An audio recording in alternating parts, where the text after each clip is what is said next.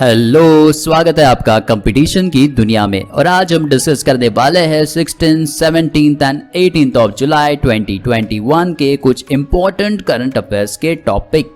सबसे पहला टॉपिक है OECD FAO outlook report on pulses. OECD मतलब Organisation of Economic Cooperation and Development और FAO मतलब फूड एंड एग्रीकल्चर ऑर्गेनाइजेशन की एक रिपोर्ट आई है पल्सेस को लेके, दाल को लेके। रिपोर्ट कहती है कि भारत जो है पल्सेस का, इन दालों का जिसे हम रोज़ खाने में खाते हैं, ये बहुत ज़्यादा मात्रा में प्रोड्यूस करता है। वर्ल्ड का लार्जेस्ट प्रोड्यूसर है भारत, और प्रोड्यूसर होने के साथ साथ वो प्रोसेसर भी है, प्रोसेस भी करता है, इंपोर्ट भी करता है और उसे कंज्यूम करता है, मतलब खा भी जाता है। और कहा है रिपोर्ट ने कि अगले कुछ सालों में मतलब 2030 तक ये ग्लोबल पल्सेस का जो सप्लाई है पूरी दुनिया में वो 22 मिलियन टन से बढ़ जाएगा। और इस बढ़े हुए सप्लाई का ज़्यादातर हिस्सा एशिया से होगा और उससे भी ज़्यादातर हिस्सा भारत से होगा। लेकिन रिपोर्ट में एक प्रॉब्लम है। रिपोर्ट में ये कंसिडर नहीं किया गया कि भारत में जो पल्सेस का सप्लाई है वो जनरली डिपेंड करता है नेचर पर, वातावरण पर। और दूसरी चीज़, भारत का जो एरिया है जहाँ पे पल्सेस बनता है वो इतनी तेज़ी से नहीं बढ़ रहा। जब एरिया जल्द ही पल्सेस उगाने वाला ख़त्म हो जाएगा तो इतना जो प्रोडक्शन बढ़ने का जो उन्होंने बात किया है वो कुछ ठीक बैठता ही नहीं है। चलते हैं दूसरी न्यूज़ पर। याद रखिएगा OECD का फुल फॉर्म क्या है, Organisation of Economic Cooperation and Development, और FAO का फूड एंड एग्रीकल्चरल ऑर्गेनाइजेशन। दूसरा जो न्यूज़ है वो है UNICEF data on child vaccination. Child vaccination के ऊपर WHO और यूनिसेफ ने एक डेटा दिया है। WHO का फुल फॉर्म तो आप जानते ही है, वर्ल्ड हेल्थ ऑर्गेनाइजेशन, और यूनिसेफ का फुल फॉर्म है यूनाइटेड नेशन चिल्ड्रन फंड। वैसे इसे United Nation International Children's Emergency Fund भी कहा जाता है। Basically United Nation Children's Fund दो चीज़ों पर काम करता है, बच्चे और उसकी माँ की हेल्प पर और उनकी बातों पर। तो क्या कहा गया इसमें, तो वैक्सीनेशन को लेके कुछ डेटा आया है। कहता है India register largest decrease in routine childhood immunisation coverage in 2020। बच्चों का जो इम्यूनाइजेशन किया जाता है, छोटे बच्चों का वैक्सीनेशन होते रहता है, और जनरली डिप्थेरिया, टिटानस और पर्ट्यूसिस नाम का जो वैक्सीन DTP उन्हें दिया जाता है, इसमें कमी आई है। दुनिया भर में कमी आई है और भारत में बहुत ज़्यादा कमी आई है 2020 में, क्योंकि कोरोना काल चल रहा था, लोगों के पास पैसा नहीं था, लोग वैक्सीनेशन ठीक से नहीं कर पाए अपने बच्चों का। और इसके बाद नंबर लगता है पाकिस्तान और इंडोनेशिया का। तो सबसे ज़्यादा कमी भारत में दिखाई देती है, उसके बाद दिखता है पाकिस्तान, और इंडोनेशिया का भी नंबर उसमें आ ही जाता है। भारत में ये जो कमी आई है, 91% तक इम्यूनाइजेशन जनरली हो जाता था, अभी सिर्फ 85% ही हुआ है। जान लेते हैं कुछ बातें यूनिसेफ के बारे में। UNICEF is a United Nation Children fund. इसका फुल फॉर्म याद रखिएगा, यूनाइटेड नेशन चिल्ड्रन फंड। वैसे इसे प्यार से commonly United Nation International Children's Emergency Fund भी कहा जाता है। यूनाइटेड नेशन प्रोग्राम ऑपरेट करता है common health of child and mother को लेके, मतलब बच्चे और उसकी माँ को लेके, माँ और उसके बच्चे की हेल्थ को लेके प्रोग्राम काम करता है। ये हमें जानकारी को दिमाग में रखना ही है। आगे क्या बात करते हैं, आगे बात करते हैं ये जो कमी आई है इम्यूनाइजेशन को लेके, वो मिडिल इनकम कंट्रीज़ में है। तो मिडिल इनकम कंट्रीज़ हमारा भारत भी आता है, तो इसको लेके जान लेते हैं किसे कहते हैं मिडिल इनकम कंट्रीज़। डेफिनेशन है, world's middle income countries MICs which are defined as having per capita gross national income, जिनका पर कैपिटा, पर व्यक्ति, पर इंसान, पर नागरिक, पर कैपिटा ग्रॉस नेशनल इनकम जो है $1026 से लेके 12,475 $12,475 के ग्रुप में आता है। वो देश आते हैं मिडिल इनकम कंट्रीज़ में, मतलब जहाँ के लोगों का एवरेज इनकम हम बोलना चाहिए, तो इस तरह से होगा per capita gross national income of $1026 to $12,475 ये 2011 का डेफिनेशन यहाँ पे दिया गया है। तो ये है मिडिल इनकम कंट्रीज़ के बारे में, और जहाँ पे वैक्सीनेशन में कमी आई है। हमारा भारत भी मिडिल इनकम कंट्रीज़ में आता है और हमारे यहाँ भी वैक्सीनेशन में देखिए कोरोना के वैक्सीनेशन की बात नहीं चल रही है, छोटे बच्चों का जो वैक्सीनेशन कराया जाता है उसकी यहाँ पे बात की जा रही है। तो चलते हैं नेक्स्ट न्यूज़ की तरफ। तीसरा न्यूज़ है India's first monk fruit cultivation begin in Kullu HP, मतलब हिमाचल प्रदेश। हिमाचल प्रदेश में एक जगह है कुल्लू। कुल्लू मनाली आपने नाम सुना होगा, उसी में का एक है कुल्लू। वहाँ पे क्या हुआ है, भारत का पहला मॉन्क फ्रूट कल्टीवेशन स्टार्ट हुआ है। ये जो मॉन्क फ्रूट है वैसे इसके सीड हमने चाइना से लाए थे। हिंदी चीनी भाई भाई थे, आजकल पट्टा नहीं है, लेकिन फिर भी हाँ वहाँ से सीड लाके हमने भारत में कुल्लू में जो कि आता है हिमाचल प्रदेश में, वहाँ पर उसे उगाने का प्रयत्न किया है। उसका कल्टीवेशन स्टार्ट भी हो गया है। Fruit was introduced for field trial in Himachal Pradesh by Palampur-based Council of Scientific Research and Industrial Technology CSIR और Institute of Himalayan Bioresource Technology मतलब IHBT, इन दोनों ने मिलकर ये ट्रायल स्टार्ट किए हैं। और इस तरह से कुछ दिखता है वो मॉन्क फ्रूट। मॉन्क मतलब बौद्धिस्ट मॉन्क होता है, वैसा ही कुछ है। क्यों उसे मॉन्क फ्रूट कहा जाता है वो भी देखते हैं।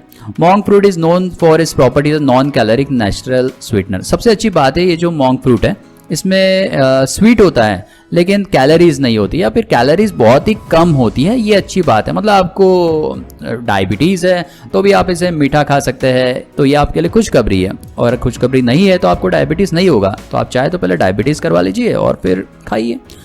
नेक्स्ट बात यह है field trials have begun 3 years after CSIR and IHBT imported seed from China. China ने 3 साल पहले सीड भेजे थे और अभी ये फील्ड ट्रायल स्टार्ट हुए हैं। Monk fruit took its name from the Buddhist monk who first used it. इसे मॉन्क फ्रूट इसलिए कहा जाता है कि ये जो आपके सामने व्यक्ति दिख रहे हैं इस तरह से होते हैं बुद्धिस्ट मॉन्क। ज़्यादातर तिब्बत चाइना के इलाकों में देखते हैं, भारत में भी देखने को मिलते हैं।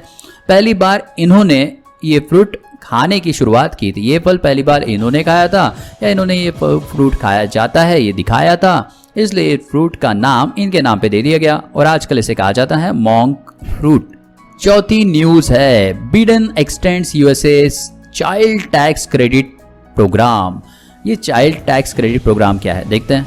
15 billion will be distributed to about 39 million families and 65 million children। तो वैसे ये America, United states of America, ये आप पहचान गए होंगे। ये जो भाई साहब है इनका नाम है बराक ओबामा। ये पहले देश के राष्ट्रपति थे, इसके बाद आए डोनाल्ड ट्रंप और अभी जो है वो है जो बिडेन। तो जो बिडेन ने चाइल्ड टैक्स क्रेडिट प्रोग्राम जो है उसे आगे बढ़ा दिया और इस प्रोग्राम के तहत ऐसे फैमिलीज को $15 बिलियन बांटे जाएंगे। देखिए एक फैमिली नहीं है, 65 मिलियन चिल्ड्रंस और 39 मिलियन फैमिलीज के बीच में $15 बिलियन बांटे जाएंगे। एलिजिबल फैमिली जिनको ये पैसा मिलेगा वो ऐसी फैमिली है adding $1,000 to existing 2,000 and child credit for each child between 6 years to 17 years, जिसके पास 6 साल से लेके 17 साल के बच्चे हैं या फिर 5 साल से लेके कम वाले बच्चे हैं और ऐसे बच्चे जो अपने फैमिलीज पर निर्भर करते हैं। ऐसे बच्चों के लिए ये बिडेन सरकार जो है पैसे उन्हें देती है कि आपकी बच्चों का ठीक से ख्याल रख सकें और यही है टैक्स USA का चाइल्ड टैक्स क्रेडिट प्रोग्राम। तो बड़ा इंटरेस्टिंग है, देखते थोड़ी और जानकारी। Child tax credit.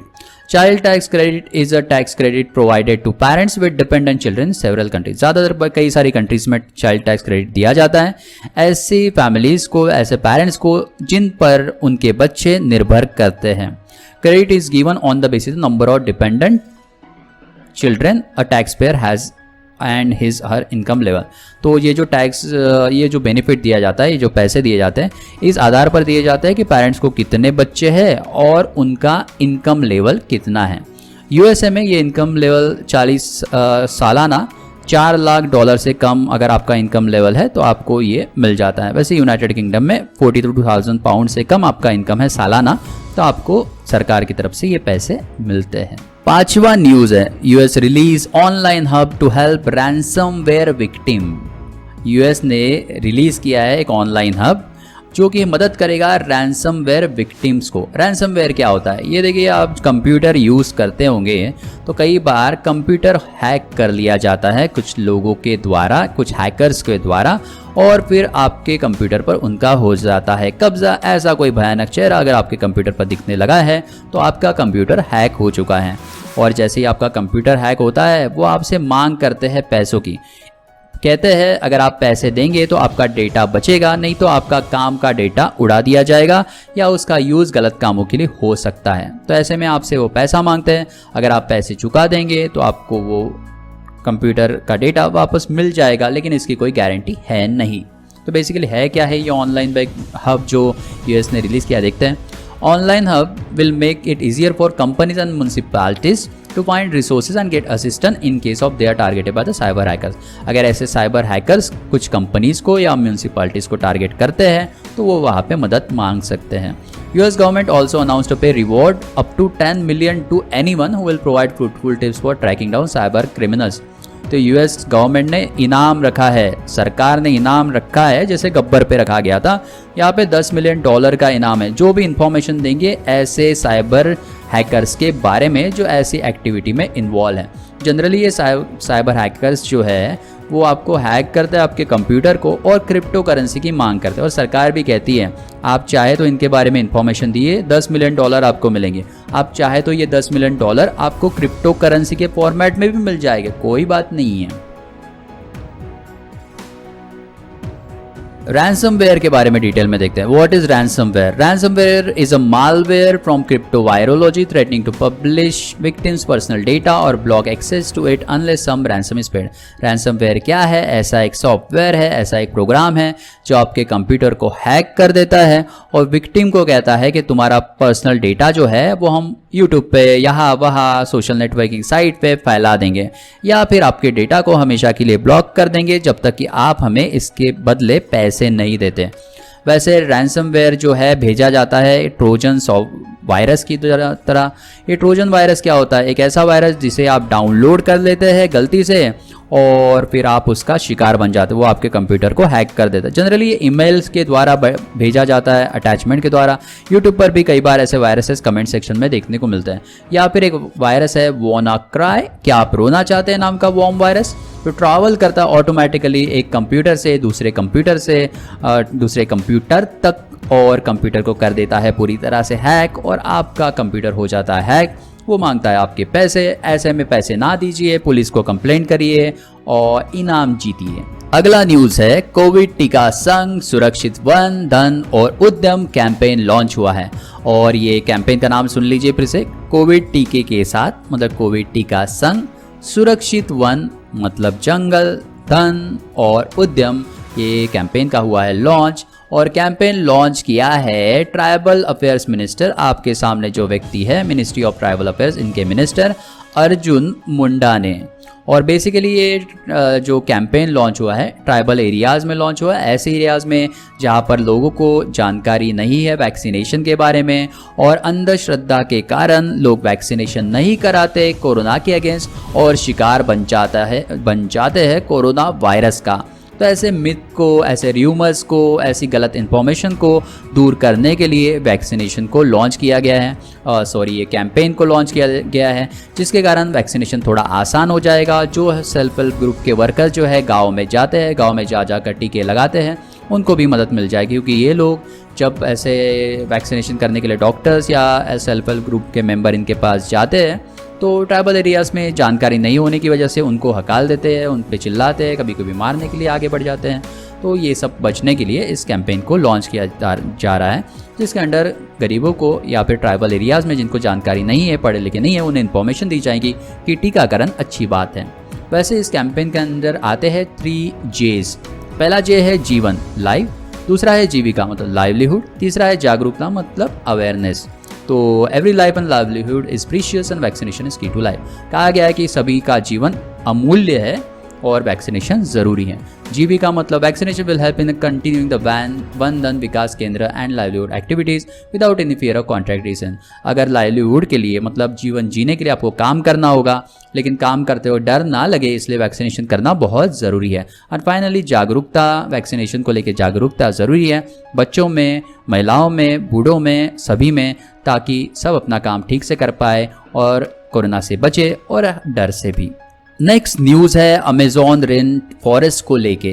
कहा गया है Amazon rain forest emits more CO2 than it absorb. हम जानते हैं, बचपन से पढ़ा है, पौधों का काम है ऑक्सीजन को रिलीज करना और वातावरण से कार्बन डाइऑक्साइड को खींच लेना। लेकिन दिक्कत क्या है? दिक्कत ये है ब्राज़ील का बड़ा पार्ट कवर किया है अमेज़न रेन फॉरेस्ट में। बहुत फेमस है अमेज़न रेन फॉरेस्ट। ज़्यादातर ब्राज़ील के अलावा साउथ अमेरिका का ज़्यादातर part Amazon rain forest Amazon के जंगलों से कवर्ड है, लेकिन ज़्यादातर पार्ट आता है ब्राज़ील में 60%, उसके बाद आता है पेरू में 13%, उसके बाद आता है कोलंबिया में 10% और बाकी पार्ट आता है Ecuador, Venezuela, Bolivia, French Guana, Suriname Guana और इन जगहों पर। तो इन जगहों में फैला हुआ है ब्राज़ील का रेन फॉरेस्ट या फिर अमेज़न रेन फॉरेस्ट, जो कि एब्जॉर्ब करता है कार्बन डाइऑक्साइड को और रिलीज़ करता है ऑक्सीजन को। लेकिन यहाँ पे हाल ही में गड़बड़ी हुई है। गड़बड़ी ये हुई है, जितनी मात्रा में ये कार्बन डाइऑक्साइड को एब्जॉर्ब कर रहा है उतनी मात्रा में ऑक्सीजन रिलीज नहीं हो पा रहा है, उल्टा कार्बन डाइऑक्साइड यहाँ से ज़्यादा निकल रहा है। तो ये लगभग 410 million tonne carbon dioxide release कर रहा है, उसमें से एब्जॉर्ब कर लेता है सिर्फ 120 मिलियन टन। तो प्रॉब्लम क्या है, ऐसा क्यों हुआ? बेसिकली इसके पीछे कारण है, यहाँ पे जंगलों में आग लगने लगी है, डिफॉरेस्टेशन हो रहा है, क्लाइमेट चेंज हो रहा है उसके कारण। और जंगलों में ज़्यादातर जो यहाँ पे आग लगती है वो इंसानों द्वारा लगाई जा रही है और इस आग के कारण कार्बन डाइऑक्साइड क्रिएट हो रहा है, बजाय इसके कि कार्बन डाइऑक्साइड गायब हो जाए और ऑक्सीजन बने। तो ऑक्सीजन की बजाय कार्बन डाइऑक्साइड रिलीज़ कर रहे हैं। मतलब यहाँ पे कार्बन डाइऑक्साइड क्यों रिलीज़ हो रहा है? तो ज़्यादातर जंगलों में लगाई जाने वाली आग, और आग कौन लगाता है? इंसान ही आग लगा रहे हैं और इसके कारण यहाँ पे कार्बन डाइऑक्साइड की मात्रा बढ़ने लगी है और ऑक्सीजन एब्जॉर्ब रिलीज़ करने की मात्रा कम हो गई है। अमेज़न की बात करेंगे तो ये अमेज़ोनिया भी इसे कहा जाता है, या फिर इसका दूसरा नाम है अमेज़न जंगल। और ये है ब्रॉड लिप, बड़े पत्तों वाले पेड़ यहाँ पे ज़्यादातर पाए जाते हैं। साउथ अमेरिका, मतलब ये जो पार्ट है साउथ अमेरिका मैप में, यहाँ पे ये फैला हुआ है। यहाँ पे देखा हमने किस देशों में ज़्यादातर है। अमेज़न रेन फॉरेस्ट ज़्यादा आता है ब्राज़ील में। ये सीक्वेंस आप याद रखिए, 2-3 नाम, ब्राज़ील, उसके बाद पेरू और उसके बाद कोलंबिया। बाकी और देश है बोलीविया, वेनेजुएला वगैरह, वहाँ पे भी इसका कुछ हिस्सा आता है। आगे चलते हैं नेक्स्ट टॉपिक की तरफ। वैसे यहाँ पे 390 बिलियन इंडिविजुअल ट्रीज़ है, इतने सारे पेड़ है, 390 बिलियन ट्रीज़, और 16,000 स्पीसीज पाई जाती है। बाप रे बाप। 8वां न्यूज़ है, new name for Jammu and Kashmir high court. नया नाम मिला है Jammu and Kashmir high court को। पहले नाम था common high court of UT of Jammu and Kashmir and UT of Ladakh, पहले इसका नाम था। अभी नाम क्या हो गया? अभी नाम हो गया है high court of Jammu and Kashmir and Ladakh. देखिए यूनियन टेरिटरी वाला टैग हटा दिया गया है। पहले यहाँ पे यूटी हुआ करता था, यूनियन टेरिटरी, अभी वो नाम पार्ट हट गया है तो कोर्ट का नाम हो गया है। यूटी हटा दो, क्या हो जाएगा? High court of Jammu and Kashmir and Ladakh. याद रखिएगा जम्मू कश्मीर में भी हाई कोर्ट है, सब जगह में, हर स्टेट में हाई कोर्ट नहीं है, लेकिन जम्मू कश्मीर में हाई कोर्ट है। वैसे this change was made in line with the enactment of Jammu and Kashmir reorganisation act 2019। ये जो चेंज किया गया है ये इस एक्ट के अंडर किया गया है, Jammu and Kashmir reorganisation act 2019। तो इसे भी याद रखना। और ये ऑर्डर जो दिया था ऐसे करने का, order notified by the department of justice in law ministry. Department of justice ने ये ऑर्डर दिया है जो कि आता है लॉ मिनिस्ट्री के अंडर। नेक्स्ट न्यूज़ है, first case of monkey pox detected in Texas. Texas कहाँ पे? टेक्सास आता है यूएसए में, अमेरिका में। वहाँ पे टेक्सास नाम का एक स्टेट, और वहाँ पे मिला है पहला केस मंकी पॉक्स का। वैसे ये मंकी की तरह तो नहीं दिखता, लेकिन उसके ऊपर काफ़ी फोड़े फोड़े होते हैं, दिखने में काफ़ी विवश है, इसलिए मैंने यहाँ पे नहीं दिखाया। तो ये जो पहला केस है मंकी पॉक्स का टेक्सास में मिला है। According to Center for Disease Control and Prevention CDC, first case of rare human monkeypox was detected in Texas. काफ़ी रेयर डिसीज है वैसे ये। मंकी पॉक्स किस पेशेंट में मिला है? ऐसे व्यक्ति में मिला है, ऐसे US रेसिडेंट में मिला है जो हाल ही में नाइजीरिया की यात्रा से आया है। ये ऐसा व्यक्ति जो नाइजीरिया, जो कि अफ्रीका में आता है, अफ्रीका से US आया, ऐसे व्यक्ति में ये मिला है। वैसे ये डिसीज़ रेयर है, कम ही दिखता है, लेकिन बहुत फैटल है। 100 में से एक इंसान की मौत हो जाती है जिसे ये मंकी पॉक्स होता है। बहुत ही सीरियस इलनेस है। शुरुआत में ये फ्लू की तरह, स्वेलिंग की तरह दिखता है, शरीर पर फोड़े आते हैं। 2-4 वीक में ये इन्फेक्शन होता है, फैल जाता है। और ये जो इन्फेक्शन है वो फैमिली से आता है स्मॉल पॉक्स वाली, और कॉजेस माइल्डर इसका फैमिली का नाम है, जिस फैमिली से ये बिलोंग करता है नाम है जीनस ऑर्थोपोक्स वायरस। तो याद रखिएगा जीनस ऑर्थोपोक्स वायरस और फैमिली है पोऑक्सवीरिडी।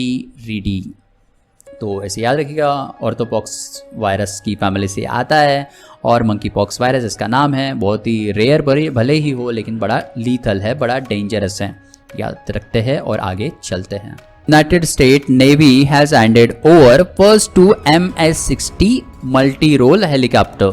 ये है multi role helicopter MS-60R to Indian Navy. Bharat की नेवी जो है उनको इन्होंने हैंड ओवर किया है यूएस नेवी ने। यूएस की नेवी ने भारत की नेवी को हैंड ओवर किया है ये मल्टीपर्पस मल्टी रोल हेलीकॉप्टर। काफ़ी सारे काम ये कर लेता है। Further strengthening the India US defence relation. इससे क्या होगा, भारत और अमेरिका के बीच में डिफेंस के रिलेशन काफ़ी अच्छे हो जाएंगे। Indian navy is procuring 24 of MS-60R helicopter. ऐसे हेलीकॉप्टर जो है MS-60R, इसका नाम है MS-60R multi role helicopters MRH। ये जो 24 हेलीकॉप्टर ऐसे हम अमेरिका से लेने वाले हैं, यूएस नेवी लेने वाली है। World most advance maritime helicopter है, बहुत ही एडवांस हेलीकॉप्टर है और कई सारे कामों में ये काम में आता है। तो ये थे कुछ टॉपिक 16, 17 और 18 ऑफ जुलाई 2021 के। मिलते हैं नए टॉपिक्स के साथ, तब तक अपना ख्याल रखिए। टेक केयर, शबा खैर, बाय बाय।